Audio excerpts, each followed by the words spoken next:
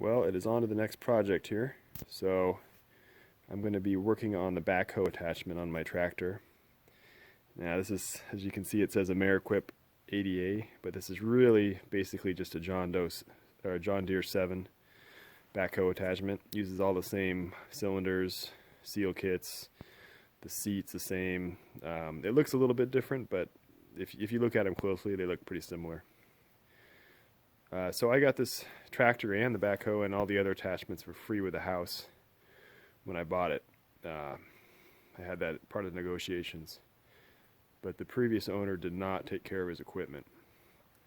So this backhoe was just sitting outside for who knows how many years. I don't even know if he ever used it.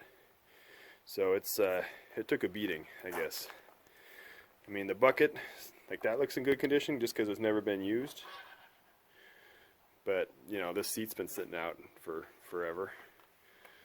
And it's just, you know, that's all dry rotted. And then all the cylinders, like this is leaking because it's just been, you know, it's dry rotted. The bucket cylinder's leaking.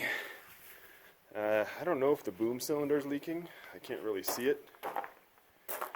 So, we'll have to look for that and see. I don't think it is though, actually. So, and I might not touch that. This and the bucket and the boom cylinder are all the same cylinder. So the rebuild kit's about $50. So I might take one apart and then take it to a shop and see if they can find me some replacements for cheaper. But starting out now, the swing cylinders, there's one on each side, and then those are both leaking with drips. And then the stabilizer cylinders, one of them drifts really bad, and the other one's not too bad, but I got them as a set, so I'll just rebuild both of those. And once that's done, I'll replace the seat, and I'll probably give it a good washing, and then I'm going to sell it to help pay for the excavator that I'm going to buy here. So the first step's getting it in the shop and taking off. I'll probably start with the swing cylinders down there because those are the worst leaking ones, and take it from there.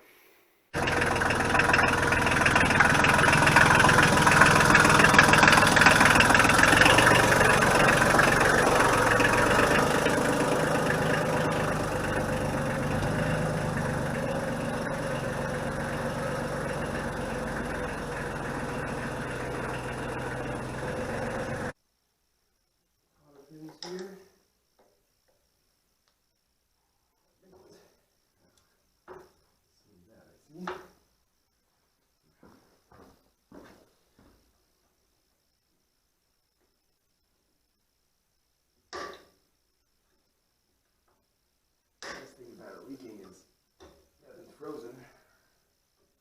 That is going to be seized up.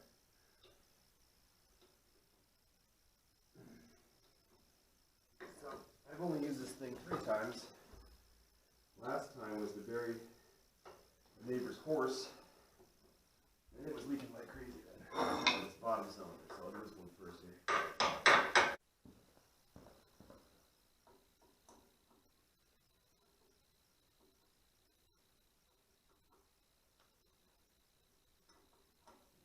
Hydraulic line is connected.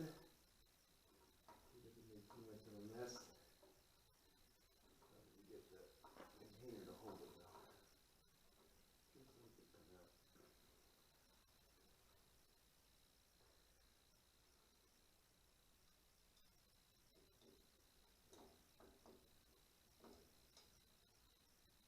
Just clean this varnish and it gets all messed up again. So we need to loosen it and get a container.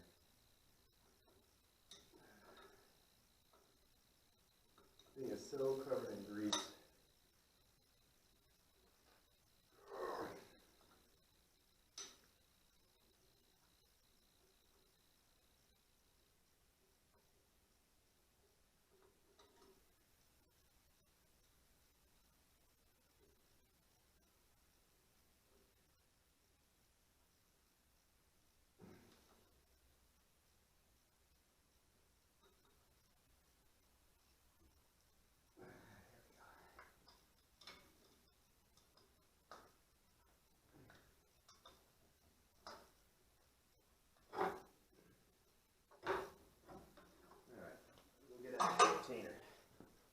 Alright, now I just gotta unhook it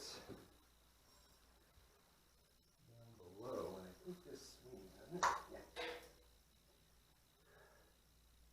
So, looks like just bolt there.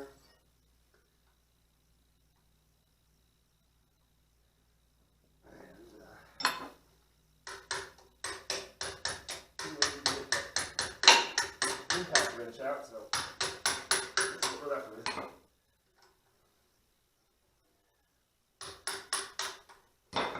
Works on a bolt this size, which is what, 9/16, that'll work without damaging anything, but too much bigger and you're going to need an impact. Get this out. Yeah, nothing seized up here. This is nice.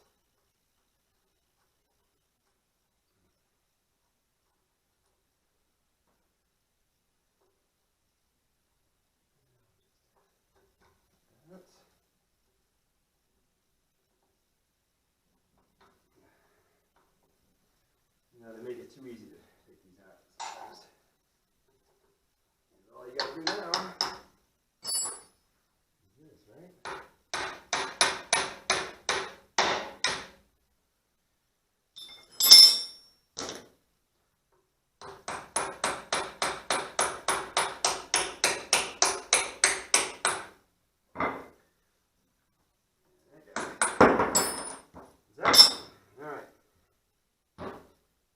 Pins.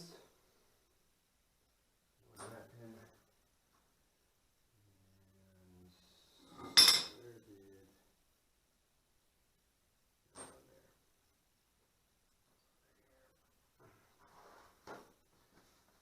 Actually, I like to put this on here for now. Alright, so I cleaned it up a little bit, and it looks like the seal's held in with a snap ring here. So I'll see if I have a snap ring that's going to pull that out.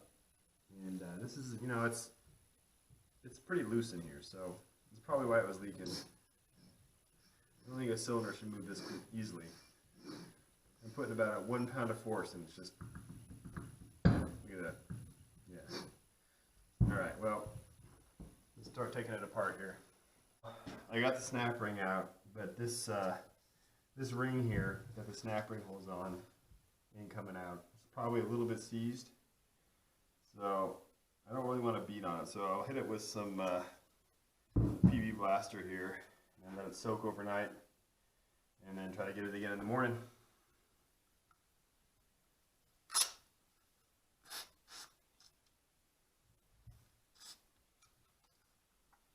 This thing was still frozen in here, and I guess really the way to do it is, that's messy, but you gotta just use this kind of like a slide hammer, tap it out. So I got it almost all the way out here. I'll just finish it off. You put something out of this port right here just to keep the stuff from flying out of it. There we go, we got it. So this is a single actuated cylinder, and on this side there's a port here because when it goes up and down it's going to suck in air and then blow it out. It's a terrible design because it's just going to get dirt and water, and this, you know, this is a lot of water in here.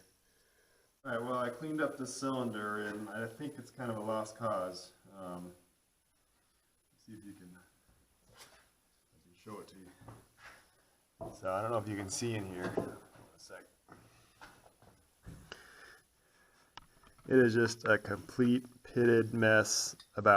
Probably there's a lot of water in there at the base, but right along these walls, it's about 6 inches, 4 to 6 inches of just a nightmare. It's rusted, and this is because the design of this thing is, since this is just an open hole, water and crap just gets right in the cylinder, and if the backhoe was sitting for who knows how many years, it just rusted out in there.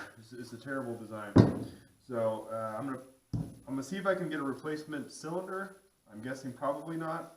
This shaft is still in good shape. Otherwise, I'll have to price out a complete unit. But I'm gonna go ahead and pull the other swing cylinder and see what that one looks like. Hopefully, it's in better shape than this one. Alright, well, hope this one looks better.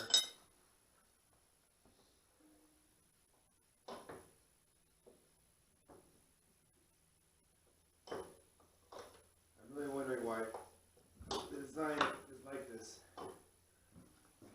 If I had a guess, it would be they wanted the left and right swing to be the same speed. Because if you have just one cylinder, it'll be slightly different speed if you turn left and right. But still, it's just, you know, cylinder this far off the ground, it's something that's digging dirt, which is going to be, you know, probably wet. Why would you do that? Not a very good design. But what are you going to do?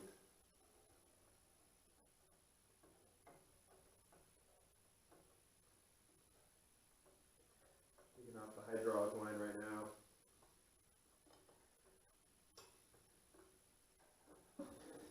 This one's not kinked.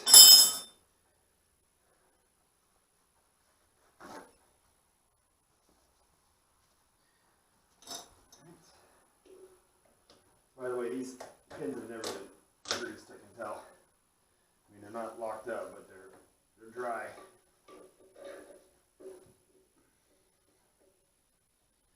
Fortunately, on something like the swing cylinder, it doesn't get used a whole lot. So, I mean, this thing's probably only been used about, I guess, 50 to 100 hours, maybe less.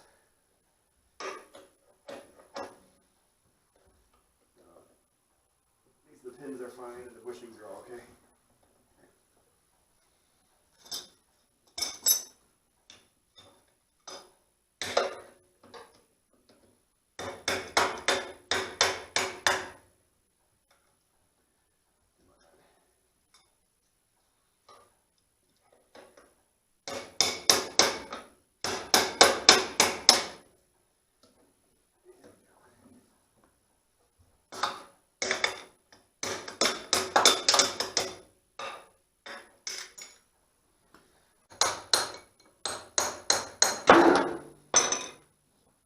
You always want to oil these pins. There's a zerk fitting right here that's probably never ever been used.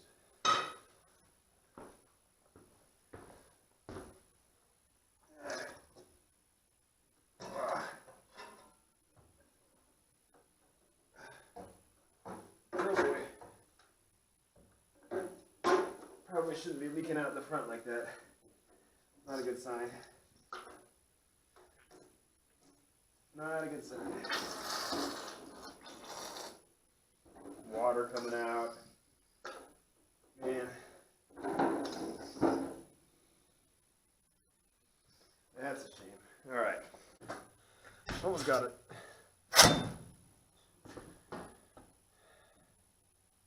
Look at this. Look at that. There's mud. There's mud inside. I haven't even sprayed this down with brake cleaner. This is what's inside of this thing. Hydraulic fluid and mud. This thing's gonna be toast. Alright, well, let's take a look here. See what we got. Yep. Junk. What were they thinking? Alright.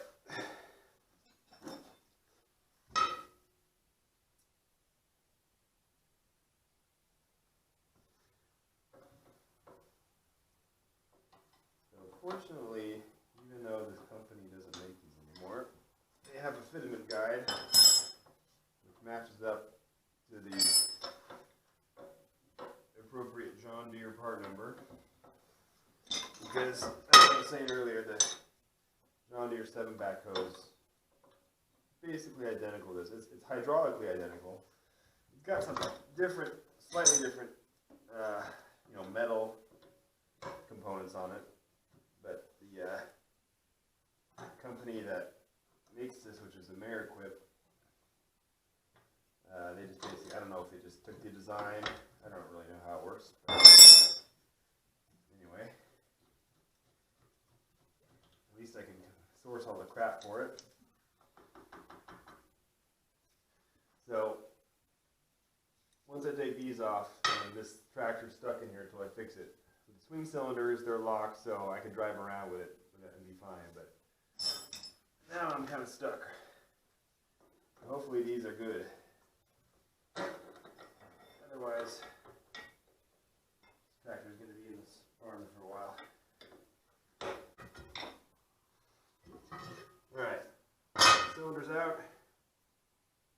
Kind of silly mud. Let's take a look. This actually looks pretty good. I'm out of brake fluid. I'm out of brake fluid, so now this one should be good. Oh, that's messy.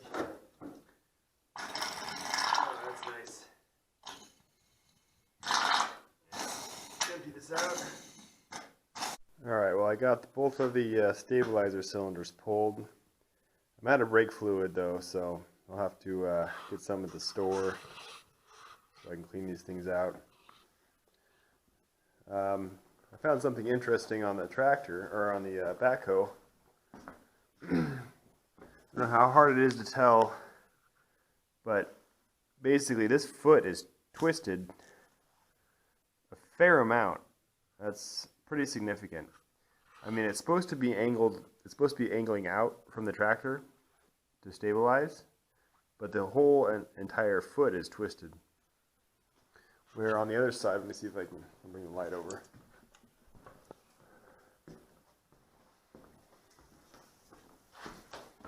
So this one is not twisted. It's angled out properly. So, you know, I don't know what it takes to twist that. This is pretty, you know, it's not super thick. It's maybe, if I had to guess, I'd say 1/4 inch, maybe 3/16. So, I mean, pretty significant.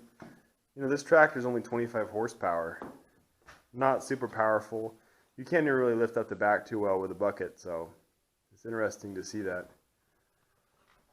Anyway, we'll just not worry about that for now. The cylinder on this side was way easier to take off. I'll have to look at my old pictures when I first moved in, but I'm guessing that this side was facing towards, it was sitting up next against a barn, so I'm guessing that this side is on the barn side. That was right up, kind of protected from the elements, because all these hoses were way easier to take off. The pins popped right out, where on the other side it was just kind of a nightmare getting everything off. Anyway, I'll get some more brake cleaner. I'll price out those cylinders, and we'll continue on this journey here. Well, I had some more time to think about it last night, so I kind of understand more of what's going on with this thing. So the reason they have 2 cylinders is that just the geometry of it doesn't work out. When you want almost 180 degrees of swing from left to right, you need 2 cylinders. So this old one's in here. I was kind of doing some measurements to see what I can get away with. But I think the best way going forward is just to replace the cylinder with a completely different unit. I was reading the forums online, and there was a lot of people.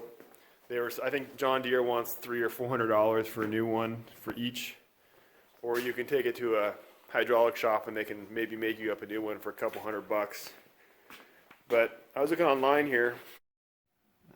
If you can see the dimensions here, so it's the same bore and stroke as the original.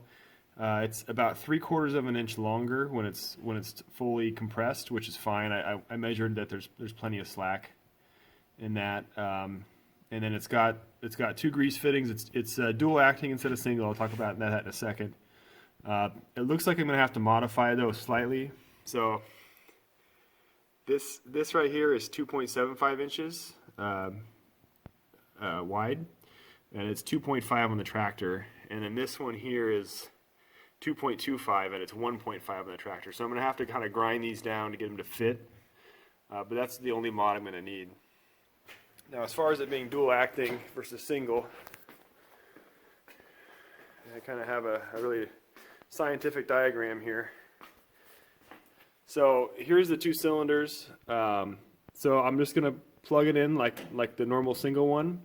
And then on the other port, typically you would have like it going off to a breather, just so it is able to exhale air. But I think what I could do is just put a few drops of oil in there so everything stays lubed, and then just connect them together. Because when one is pushing out, it's just going to intake on the other side. And even if they're not perfectly balanced, we're talking about, you know, slightly compressing air. So I think that's going to work. If it doesn't work, I can always disconnect them and just put a breather on there on each one. But I'll try to run a line. That way the system would be completely closed, and there'll be no more worry about dirt getting in anywhere. So I already ordered those two cylinders, and they'll probably be here in a few days. So I just got to figure out if I need to widen this to make it fit this 2 1/4 versus I think this is 1 1/2 now. Or it'd probably be easier just to cut the new ones down a little bit. And then over here, I'm definitely going to have to cut them down because I'm not going to mess around with that plate. Focus. I'm not going to mess around with that plate. So that's the plan for the bottoms. Today I'm going to continue cleaning out the stabilizer cylinders. And then I might, if I have time, I might take one of these off and take it apart, and then take it over to the hydraulic shop and see if they can make me up 3 seal kits, right? Because those are all, that one, this one, and this is the boom cylinder down here. And I believe, see if I can get a picture here. Yeah, you can't really see it, but that one is kind of oozing too, so I might as well replace all of them at the same time. And then this thing will be basically as good as new. Yeah, you know, I'm out, what, $160 to replace both those cylinders, which is a lot less than what other people were paying online. And I think this setup's going to make it a lot more reliable too. We'll see.